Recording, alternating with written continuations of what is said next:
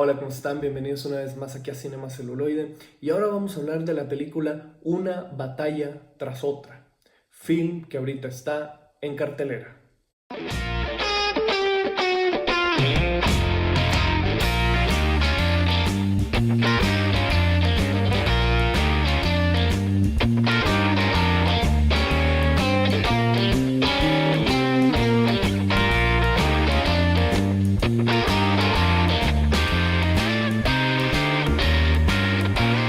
Antes de empezar con la crítica, como siempre digo, este video no va a contener spoilers, voy a hablar del film de manera muy general.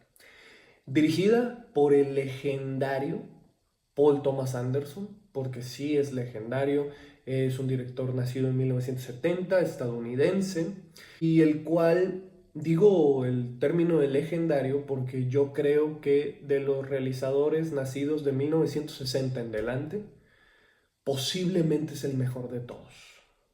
O sea, de antemano lo tengo que decir por su filmografía, por su historial. En este siglo tiene tres obras maestras. Eh, Primero, Petróleo Sangriento, There Will Be Blood con Daniel Day-Lewis, que para mí es la mejor película del siglo, por lo menos de lo que va de este siglo. Es casi un Ciudadano Kane contemporáneo. Luego tiene The Master con Joaquín Phoenix, Philip Seymour Hoffman, Amy Adams, que es otra obra maestra, es una película perfecta. También tiene El Hilo Fantasma con el mismo Daniel Day-Lewis, que también es una película perfecta. O sea, son tres obras maestras. Y en los 90 se aventó otras dos. Boogie Nights, que es hasta una película generacional, y Magnolia, que también es otra obra maestra. Y entonces, si vemos toda la filmografía, creo que esta es su 10ª película.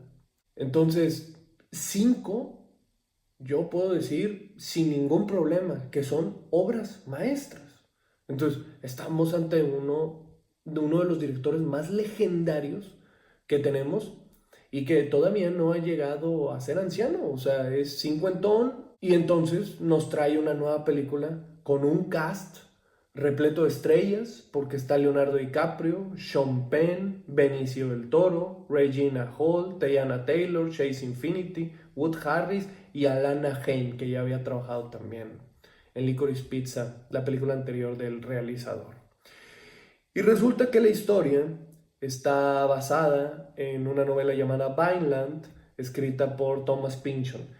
Si mal no recuerdo, también no es la primera vez que el realizador adapta una novela de este escritor, porque ya lo había hecho en Inherent Vice, creo que aquí le pusieron Puro Vicio. Entonces, esta es la segunda vez. Está fotografiada por Michael Bachmann. En la música está Johnny Greenwood, una vez más. Trabaja con él desde There Will Be Blood, desde Petróleo Sangriento, que Johnny Greenwood es muy famoso por ser el guitarrista de Radiohead. Y el montaje es de Andy Jurgensen. Y la historia nos narra a un grupo de revolucionarios contemporáneos dentro del sistema estadounidense.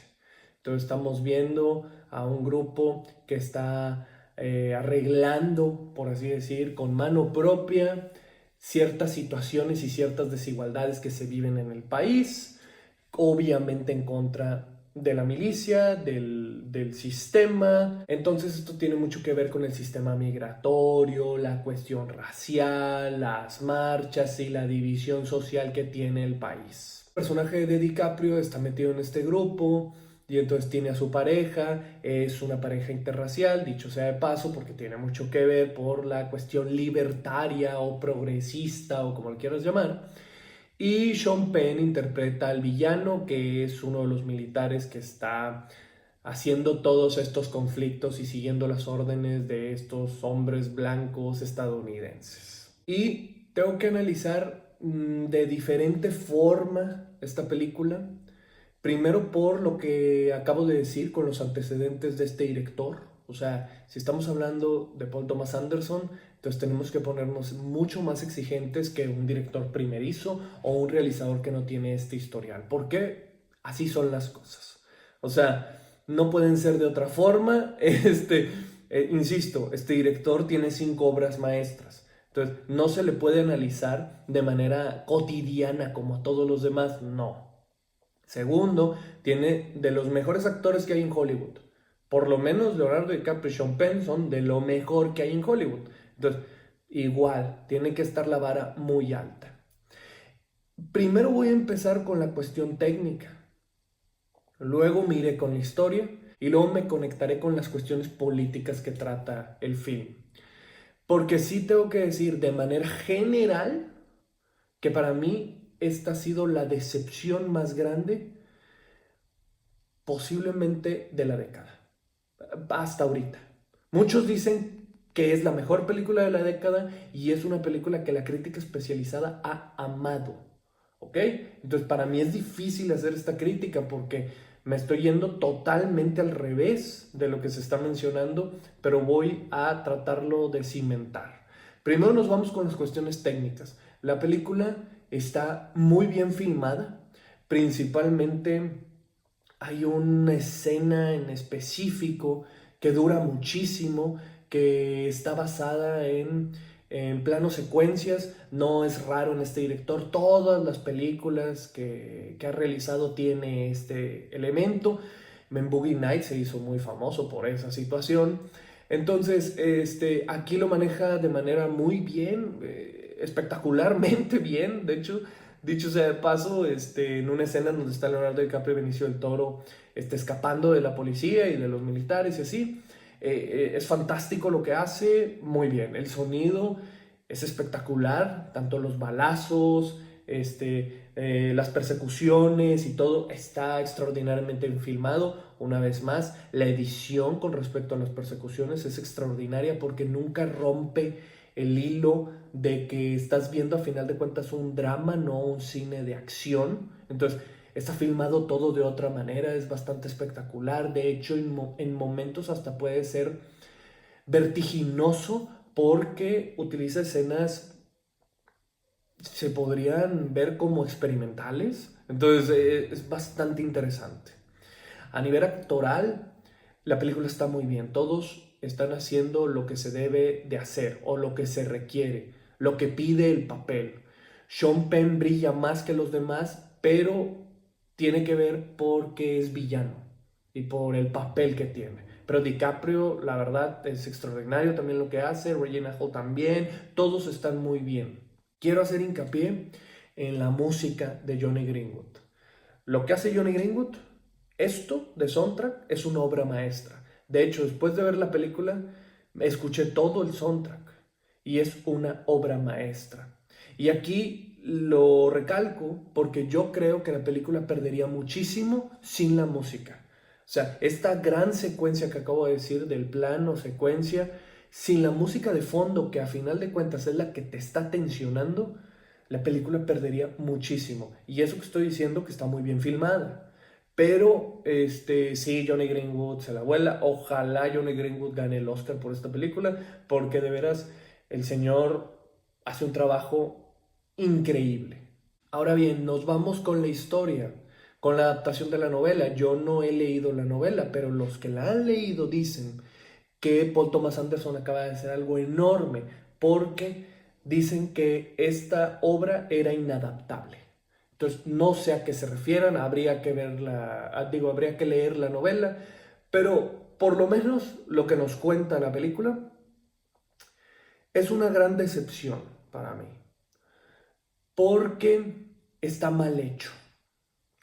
Y es que la película, a final de cuentas, está contra el sistema estadounidense.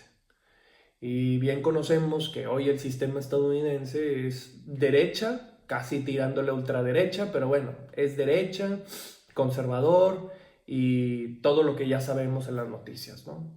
Entonces esta película te muestra eso, pero no te lo muestra como aquella película que ya se mencionó en el canal de Eddington y Ari Aster, que lo único que te muestra es como espectador y entonces no se pone en la posición de ninguno, solamente te muestra todo este desastre social, por así decirlo, o división.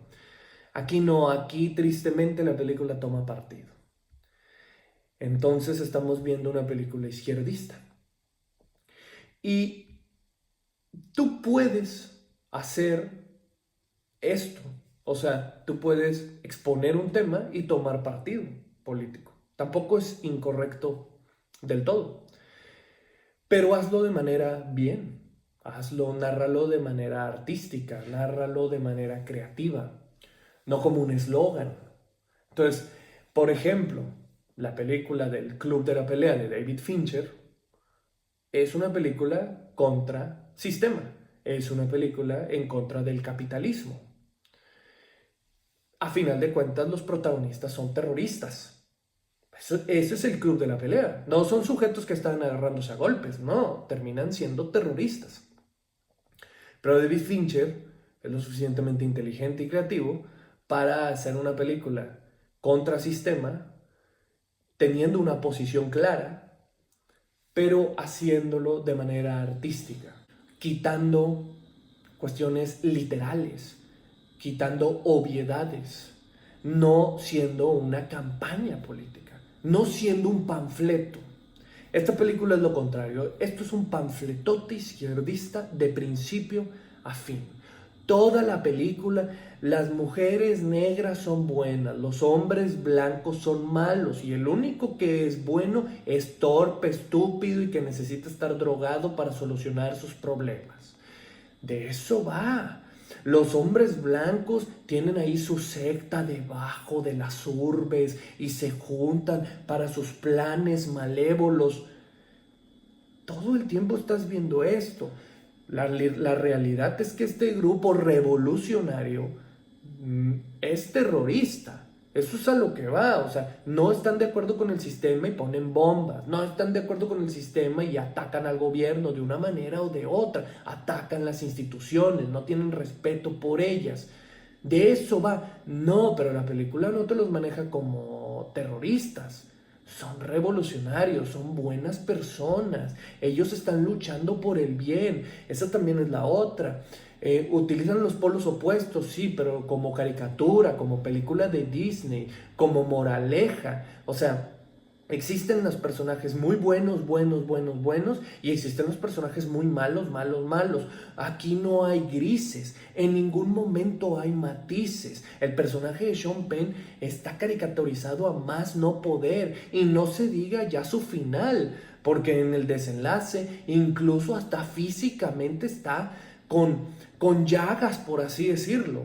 Entonces, creo que tiene razón Leonardo DiCaprio cuando explicó, porque vinieron los actores a presentar la película en una premiere aquí a México, y resulta que dijo, es que Paul Thomas Anderson creó un nuevo universo, creó su propio Star Wars. Pues es que tiene razón. Estamos viendo una historia de Star Wars. Los revolucionarios no son los revolucionarios, es la resistencia de Star Wars. Y Sean Penn, el personaje de Sean Penn es Darth Vader, incluso físicamente al final. La génesis de la hija es lo mismo, con la conexión con el villano. Estamos viendo lo mismo. Y no solo eso, el final, que además me parece súper cursi, porque es súper cursi, y de esos que caen bastante mal, porque, insisto, traen una moraleja detrás. Estamos viendo una hija que es la elegida. Es Star Wars. Estamos viendo Star Wars. Pero con una ideología política. Y Star Wars tenía una ideología política, pero aquí, de manera vulgar, de manera soez, es corriente. Esto se maneja, de veras, es una historia masticada. O sea, de veras nada más faltó que te pusieran por escrito, tú tienes que ser izquierdista porque hay que ser libertario. Así, o sea, la película te trata como un niño estúpido. Ese es el problema del film. Entonces, esto es un panfleto. Esto, de veras, estamos viendo una película que muy probablemente tiene dinero del Partido Demócrata estadounidense o de gente que está metido en el Partido Demócrata. Nunca en la historia de Paul Thomas Anderson había tenido este presupuesto para hacer un film. Y qué curioso, ahora sí lo tiene. Porque casi le costó como si fuera un blockbuster. Pero si Paul Thomas Anderson no hacía ese cine. Y luego es curioso, tenemos a Leonardo DiCaprio. Antes se había pensado que ese papel lo iba a interpretar Joaquín Phoenix. Pero luego Joaquín Phoenix se bajó del barco, cuando ya había trabajado 2 veces con Paul Thomas Anderson, The Master y Inherent Vice, y aquí no quiso trabajar con él. Pero luego hace Eddington, que es una película muy semejante a nivel de visión política, o sea, por lo menos de mostrar políticamente o sociopolítico al país de Estados Unidos, pero esa película no toma partido. Y está así. Y entonces aquí está DiCaprio. Y tenemos a Sean Penn, que Sean Penn es un sujeto que está totalmente a favor del comunismo. De hecho, está a favor de Maduro y está a favor del gobierno de Venezuela y adoraba a Castro y a Cuba y a todas estas gentes. Entonces dices, ya todo tiene lógica. Estamos viendo un panfleto político. Para mí el mejor director de su generación está comprado políticamente. Estamos viendo una película de ese estilo. El arte lo suprime totalmente y se pone ahí como si estuviera en el Congreso, como si hubiera hecho un video corporativo del Partido Demócrata. Y luego, ni siquiera original, porque es cierto, es Star Wars. Y si es Star Wars, hasta cierto punto también es Harry Potter, porque Harry Potter es la copia de Star Wars. Hasta el lado oscuro, y está el elegido, y vive con los tíos. O sea, es lo mismo. O sea, esta película la hemos visto 1.000.000 de veces. Este tipo de historias. Y el otro problema que tiene es a nivel de género. Porque, ¿qué género es esto? Y yo entiendo que el cine contemporáneo agarra de tantas cosas que ya tenemos constantemente películas que tienen múltiples géneros. O sea, vemos películas de terror, acción, misterio, drama y comedia. Vemos películas cine negro, ciencia ficción, terror. O sea, constantemente estamos viendo eso porque los directores y los escritores agarran de todo. Pero esta se pasa. Esta se pasa porque es un drama, pero hay tantas persecuciones que tiene acción, pero al mismo tiempo es una cuestión política, pero al mismo tiempo es bélica, porque hay muchos bombazos y los villanos son militares, a final de cuentas estamos viendo guerrillas, pero al mismo tiempo es estudio sociológico, pero al mismo tiempo es comedia, porque tiene humor negro la película. El personaje de DiCaprio no es más que una copia del Gran Lebowski, aquella película de los hermanos Coen que ya es de culto, que interpretó Jeff Bridges. Ese Gran Lebowski y Jack Nicholson. Porque Leonardo DiCaprio, entre más envejece, más se parece físicamente a Jack Nicholson. Y más si le ponen los lentes oscuros, es Jack Nicholson. Se parecen muchísimo. O sea, eso sí, sin duda. Entonces, está entre Jack Nicholson y el Gran Lebowski. Y así va la película. Con múltiples géneros. Con múltiples cosas. Como que además el film es medio disperso porque, pues sí, tiene mucha tensión, insisto, tiene mucho que ver la música. Si tú le pones mute a esta película, se pierde todo, ¿eh? Se pierde todo. O que nada más le quites la música y que se queden los diálogos, se pierde todo. Entonces, ¿de qué va esta película? O sea, parece como si estuvieras viendo el TikTok. Que vas de una cosa a otra y otra y otra y otra. Y sí, estamos en el mismo tema, sin embargo, o sea, tiene la simplicidad de la misma historia de siempre, pero a la vez no tiene un género determinado. No siento una película enfocada como, un ejemplo, como Petróleo Sangriento. De hecho, el mismo director ha estado en contra del capitalismo. Petróleo Sangriento es una película que está en contra del capitalismo estadounidense. Pero ahí estás viendo arte. Porque ahí está bien contado, está bien enfocado, tiene cierta originalidad. El desarrollo del personaje es trascendental para la historia. Como un personaje es devorado por su propia avaricia. De eso va There Will Be Blood.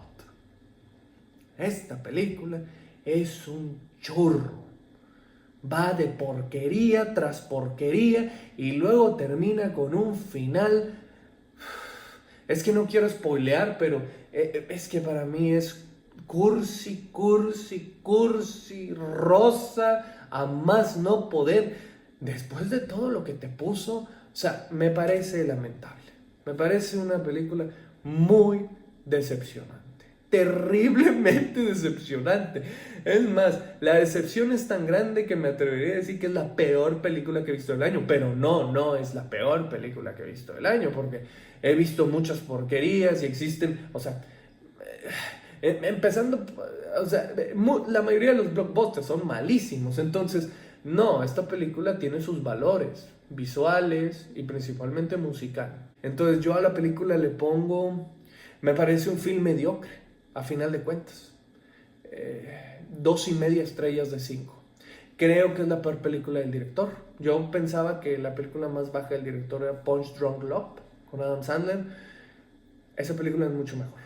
O sea, lo siento mucho. No, esa película es buena. Lo que pasa es que no llegaba a las obras maestras, pero era buena. Este film, muy desagradable. Muy desagradable. Y la verdad, esto ya es una enfermedad. Si todos los críticos lo están amando, una de dos. O están comprados, o son izquierdistas. Están metidos en la modita esta, que hay que ser izquierdista y como dicen, intelectual de izquierda.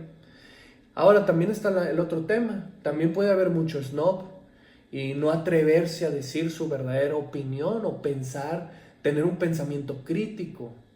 Porque Paul Thomas Anderson está en esa posición. O sea, cuando tienes un director de este calibre, luego sacó una película que no es de ese calibre, y como dicen, haz fama y échate a dormir, la gente no se atreve a decir que es basura. ¿Por qué? Porque ¿cómo? O sea, yo lo que estoy diciendo con respecto al film, la mayoría de la gente me va a decir, entonces no sabes nada de cine, no le entendiste, no conoces bien de quién estás hablando, no, sí lo conozco bien, lo he seguido, y por eso di el antecedente del realizador y lo que pienso de él. Pero yo no soy fan de nadie y en este canal me gusta ser sincero. Yo estoy a favor totalmente de la sinceridad, porque si empiezo a ser hipócrita, entonces voy a hacerlo con todo y luego me van a decir que me están dando pases para ver películas en el cine. No voy a hacer eso.